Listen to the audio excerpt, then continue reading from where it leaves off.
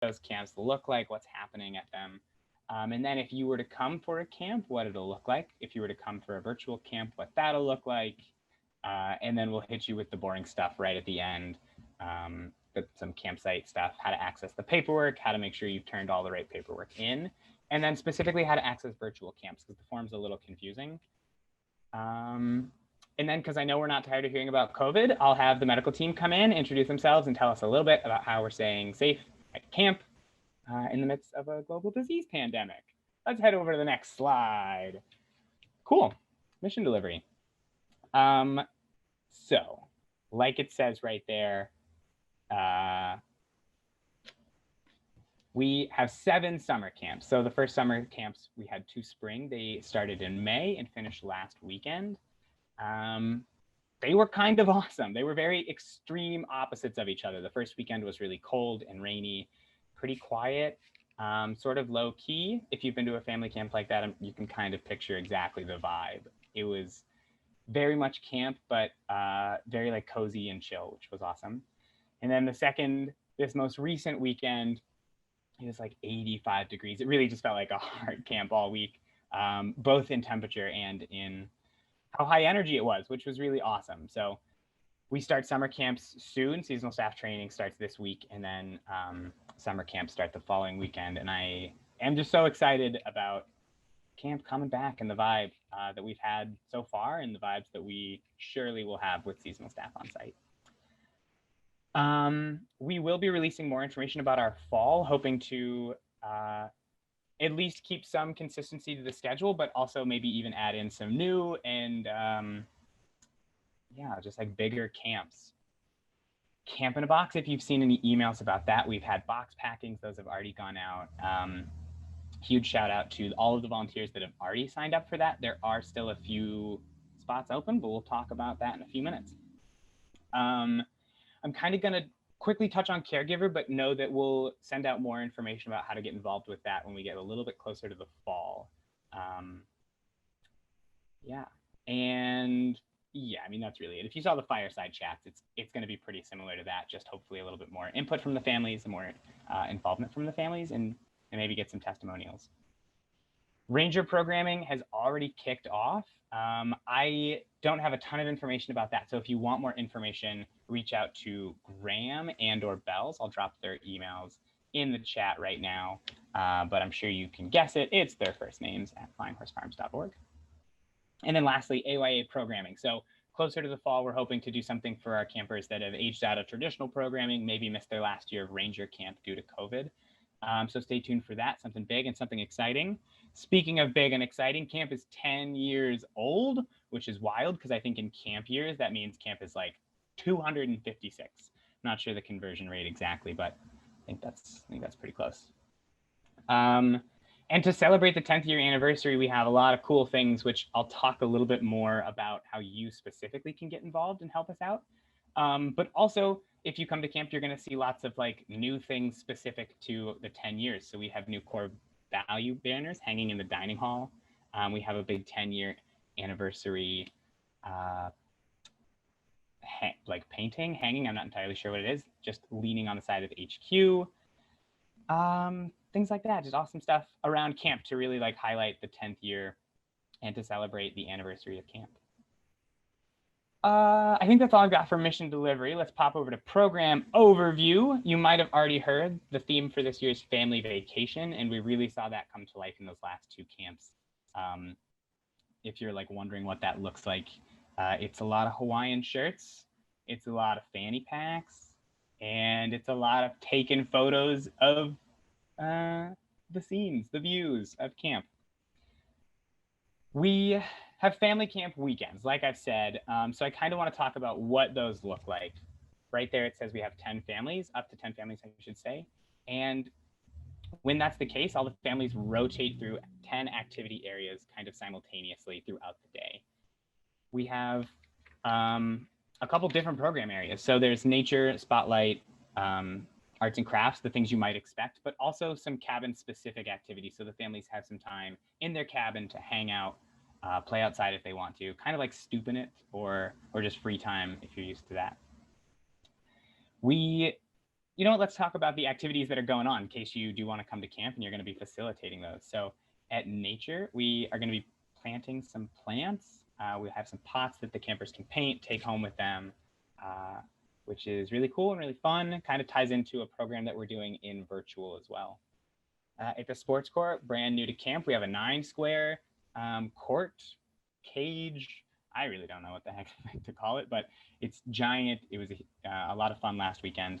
And then, of course, sports, if you're into that or whatever. Arts and crafts this year is being called the Louvre, so you can really go on vacation, go to Paris, and there you're learning about some artists who actually have installations in the Louvre this year, as well as recreating some of their arts in some campier styles, maybe like felt art or construction paper. At archery, you're going to shoot some stuff.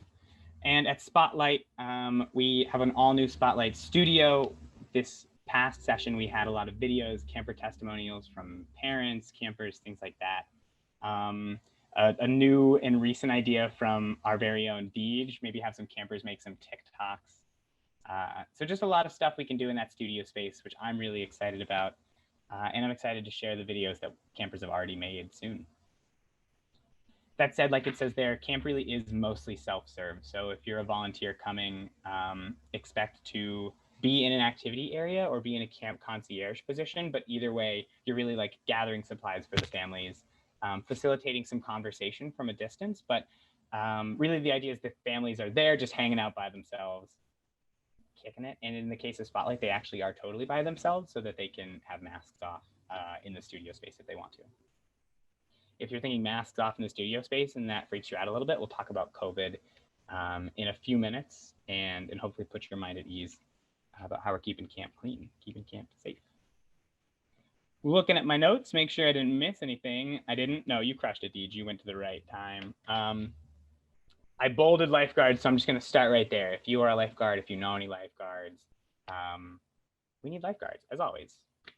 We also are looking for activity counselors, camp concierge, and psychosocial and medical team members, specifically for our later sessions. So the end of July and most of the August sessions all have a lot of space. Well, not a lot of space, but like some space left in them.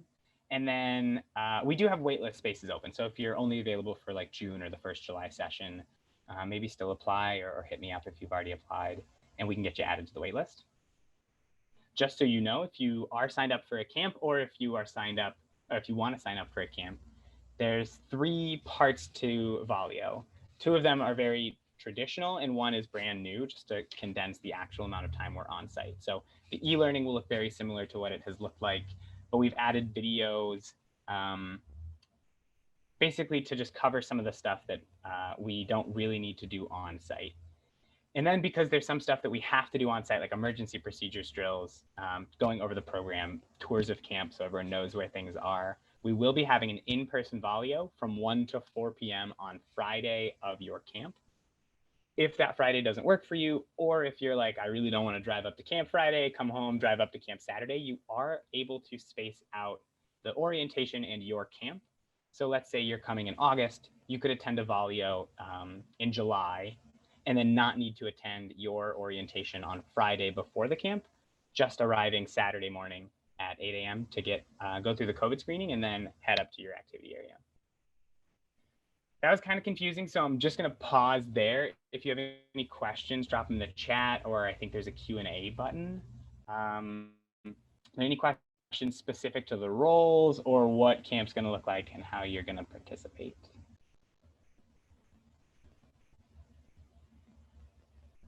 Cool. If we were in person, I would just count to 7, rock the facilitator 7. But I'm a pretty slow typer, so maybe I'll count to like 15 in my head. All right, so there's 2 things I want to say before you go to the next slide, Deej. 1, we will, actually, you know what, the next slide will have it as well. So just 1 thing, housing, like I said, you will be arriving Friday for orientation and going home, so no volunteers will be staying on site. That said, there might be an exception to that if you are personally willing to share a room and or share an HVAC system. So our 3rd floor is completely separate. We have HIPAA filters in between the HVAC systems to make it as safe as possible, but those 2nd floor rooms do share an HVAC. If you're vaccinated, maybe that's something you're okay with, and then staying Friday night might be an option. That would be just on a case-by-case basis, if we have room, if it makes sense. So for that specifically, if it's something you're looking to do, reach out to me by email. Cool, let's head to the next slide. Volunteers continued, woohoo! So this is what I was gonna say on that last slide. Meals and food service looks very different this year. One, AVI, our friends from Kenyon, will be helping us out to serve all of the food. We will have special diet folks just to make sure that our campers and any volunteers with dietary concerns are safe and taken care of. But we will be eating separate from the campers. So campers are eating in their cabins this year, and staff are delivering the food out to them and then eating in the not in the dining hall, around the dining hall. So in an attempt to keep everyone like safe during COVID, Graham has called it open air dining, and that's what we're doing. We've got tables spread out around the porches of the dining hall and some chairs in the camper corral. So we're asking the volunteers to eat out there. If we have a situation where there are 10 families and there's a lot of folks on site, we don't have enough tables for everyone, and or there's like a lot of stuff to run out to the cabins, we might eat in shifts. What that'll look like is you will be assigned a group, either group 1 or group 2, and you'll eat in the first 30 or the second 30 minutes of lunch. For dinner, you'll have an hour each, but that's just how the schedule works, or like 45 minutes each, probably. Cool. The food has been delightful so far, and honestly, it kind of feels like campy. I'm not sure if they based it on previous camp meals or if this is just a coincidence, but like barbecue pulled pork, mac and cheese has returned. We're almost having like a Thanksgiving a la fall 2019. The other thing that's kind of new to this year is Camp Creator Days. So if you and a group of 10 to 20 of your friends want to come out to camp, not for a camp session, but to help us flip camp in between camp sessions, that is an opportunity. To do that, you'll just send me an email and say, hey, Rob, me and 10 of my closest friends want to come out to camp. And I'll send you the dates that we have available. You'll just pick the date that works for you. We'll send you a little bit more follow-up information about lunches, if you want a tour afterwards, in case you're bringing any folks that have not been to camp. And then you'll sign up. There's a brief application. It's way easier than the application that I made. So, you know, maybe just have a good time with it. Cool. I think we'll go to the next slide. Talk a little bit about virtual camp, and then Kristen, thanks for joining us. We'll have you introduce yourself and hit us with some COVID stuff, and we can come back to the campsite. Cool. Quickly, virtual camp. We will have cabin chats. They're back. They're better than ever. There's 2 opportunities each month. One, a game night, specifically where an activity is happening. Could be SpaceX type stuff. So like bottle rockets made from vinegar and baking soda, galaxy slime. It might be Change the World Club. So making art with messages, things like that, hanging out with Graham and I, making a little greenhouse. That's fun too. And then there's Chef Club. So Chef Club, there's like food programs, making a cookbook, things like that. If you're interested in getting involved, you can head to Campsite. I'll show you where the form is specifically later. But there's a form. Once you complete your application, you'll just submit that form, and then I'll reach out and say, hey, what's your availability? You want to come here? You want to do this? And you'll say, yep, sure. And then I'll drop you the info. Cool. Order of the Horse. This is the serious stuff. So the International Order of the Horse is looking for new members for 2021, first time ever, as far as I know. And to submit your application, here's what you have to do. You have to record a video of yourself asking up to 3 questions, a la Order of the Horse. So Kristen, is this the 230th time you've attended Rob's volunteer webinar? Up to 3, you can do 1, you can do 3. And then a video of you saying, is today your birthday? And then maybe celebrating a little bit. And then we'll go through the, well, not we, played my cards. The International Order of the Horse will go through the videos and choose some favorites to join the Order of the Horse. And by that, I mean, we'll probably use every video, but we'll cut them up into different videos so that we can reuse them over and over again. And a camper won't end up with the exact same video that they got last year for their birthday. Yeah, if you want to do that, you record that video, email it to me, or there's a Google Drive link that I will share in an email later this week announcing that more broadly than just this webinar. But really excited to do that. It's going to be something that goes out to campers long term, not just this year, but every year on their birthday, they'll get a video from us. And putting them into the Order to the Horse, giving them an Order to the Horse ceremony. I don't really know what the verbiage is for that, but that they'll receive it. And virtual ranger calls, like I said earlier, those have already kicked off. Those are with Graham and Bells, and those are really touching on exactly the pillars of the ranger program. So working on projects, learning life skills, and to quote what's written, of course, kicking back in the round and hang. And hanging and hang. Cool. Let's go forward a couple slides so we get to the COVID stuff. Kristen, if you want to come off mute, introduce yourself, and then we'll jump back to campsite and then how to get involved. Oh gosh, well, thanks for accommodating me. Sorry I jumped in early, but my name is Kristen. I am on the full-time staff. I am part of the medical team. I am the new camp nurse. So just kind of working under and with Christy as our director of medical operations. So just really quick, want to go through some of the changes that I think if any of you are returning, or just things that you might be curious about with the pandemic and how camp looks with all of that going on.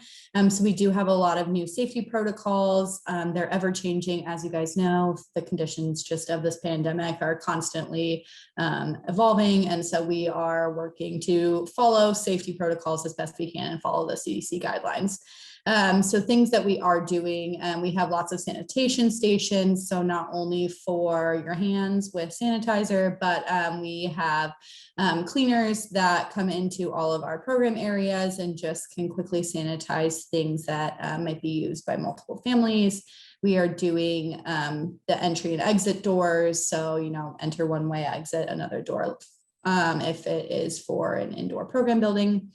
We'll also just to keep a little bit more safe, we have our doors will be open just to create some airflow. Luckily, our facilities are 200 plus acres, so we are able to do a lot of programming outside. But if we do have any programs on the inside of things, we just want to make sure that we're as safe as possible. And then we just have extra cleaning supplies and PPE everywhere if needed. Things that apply specifically to our volunteers, also our staff and anyone really coming on site, but just things you guys may be curious about what that looks like for you. We are requiring that we wear masks at all times, indoors and outdoors at this time. We are obviously washing our hands a lot. We're keeping our 6 feet distance from everyone as much as we can. Obviously avoid handshaking and hugs and touches, but we can do, air high fives. That's a lot of fun.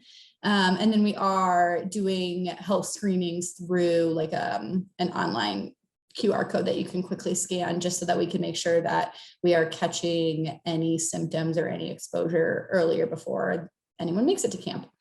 And then obviously, with all of that being said, if you guys have ever heard it, there is a Swiss cheese model, which basically means that you can throw as many pieces of Swiss cheese into a stack and line them up. But there is potential that all of those holes in the Swiss cheese will line up perfectly, which we are hoping won't happen. But in that case, where all of the holes do line up in that Swiss cheese, that is what the risk of getting COVID looks like at camp. So we are doing everything we possibly can to close those holes, but we can't guarantee obviously a 0% risk when you're coming to camp. So just know that you're signing on for that. But like I said, so many safety precautions in place. We just have to, for liability reasons, tell you that. I think there's another slide. Thank you. Other things that we are doing. So right at arrival, we are testing everyone that comes into our site. So we have quick result tests. They come back within 5 minutes, really.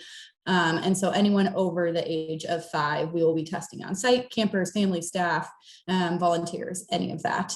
And if anyone in the car tests positive, unfortunately, they won't be able to make it into camp, but we do have lots of options to try and give them that sense of home at home when we send them back. So we have, extra camp in the box that we can send with them. We are leaving a little bit of room for potential if like it's a family member or a volunteer to come back later in the season. We still, are also looking at fall programming. So we have opportunity for these individuals to possibly be like on a higher priority list for that. And then vaccines are not required at this time. We're obviously highly encouraging it because we know more and more about them, but they're not required at this time for the COVID vaccines. So that's just something that we will know, but we're not necessarily changing any of our safety protocols because of that vaccine. Whew. Crushed it.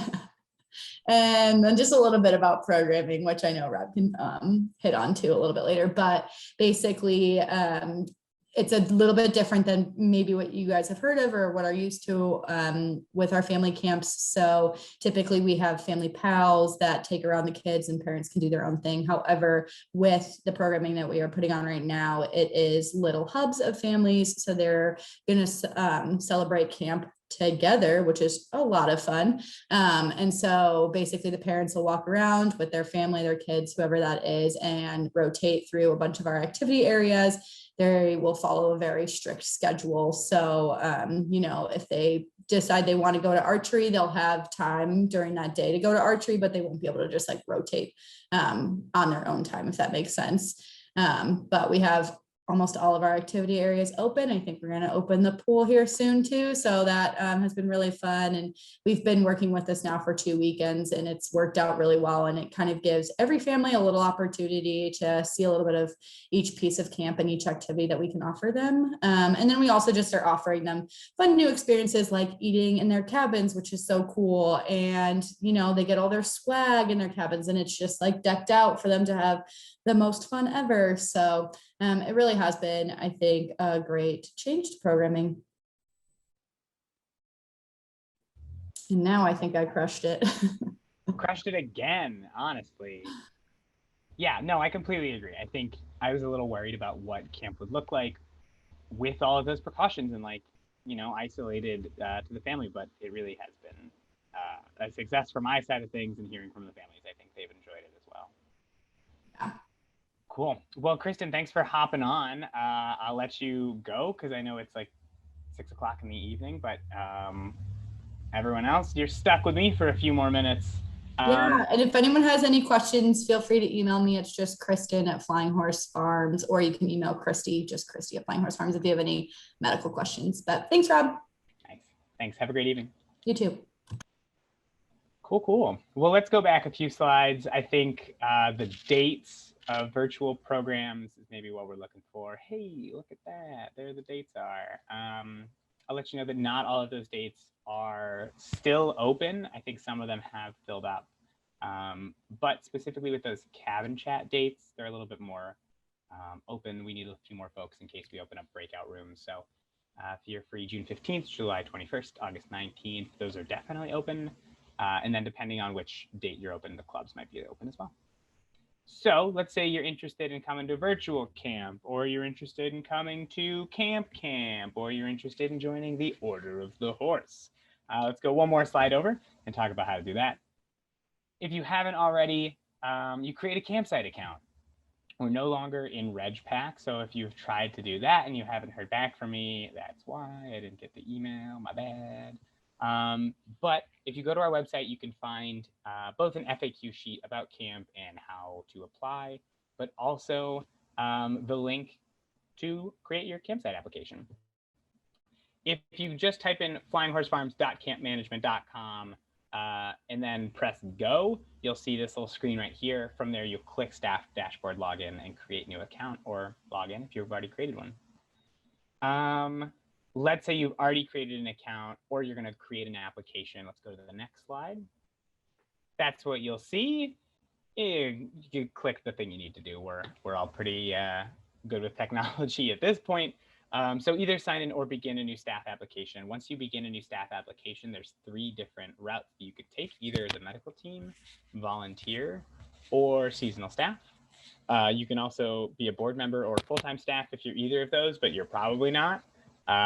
So there's 3. From there, each application is just a little bit different. There's some basic questions that everyone will answer, just like your name, your email, your address, your t-shirt size, stuff like that. And then you'll answer some role-specific questions.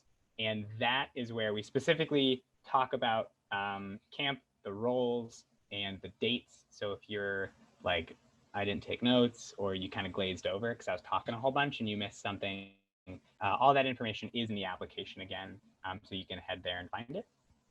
Let's go to the next slide. Cool. So let's say you've completed your application, you applied for volunteering. You will go to the forms page first. I think you'll be directed there once you complete your application. And in that forms page, it's really like the only thing that you need to know once your application is complete, because all of those forms will tell me if you want to join virtual. It's also where you can upload your background check. It's also where you can submit your health forms, so you no longer have to email them to me and I print them, killing an entire forest each year.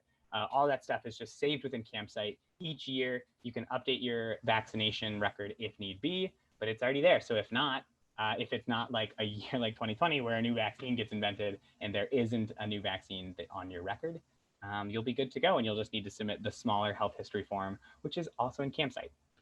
I'm really excited about that. I don't know how you all feel about it, but hopefully you're excited about it too, because it's just going to make all of our lives a little bit easier, especially in a year like this where we're all remote. So those are the forms that are there. There are some things that are required, and I know all of you have been to camp before, so just briefly going to remind you: the health history form, a TB questionnaire, and vaccination records to prove the vaccinations, and proof of your TB test. Once you've got all 4 of those things turned in, you will just need to turn in an emergency contact form, any allergies or dietary restrictions that you might have, and submit a BCI or FBI if you're out of state. If you have gotten the COVID-19 vaccine, please submit that. It doesn't change anything about your reservation. Like we said, it's not required at this point. But what it does allow me to do is feel a little bit more confident in an emergency situation where we need to be closer with the family. Say we need to enter a cabin, knowing who I can pull, who's already vaccinated.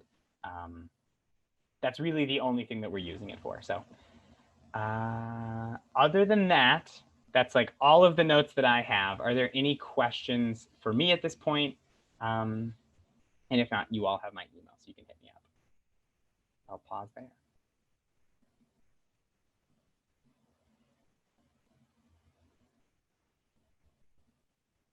Nice, thanks, Lauren. Cool. Well, as always, if you hopefully know how to get a hold of me, but my email is probably the best way. You can also call camp, and it most likely will go to a voicemail, and then I'll respond to you later that day or a day later. I don't know. Cool. Well, I think that that's all I have. So thanks for coming out, and I hope you have a great rest of the evening. Bye, everybody.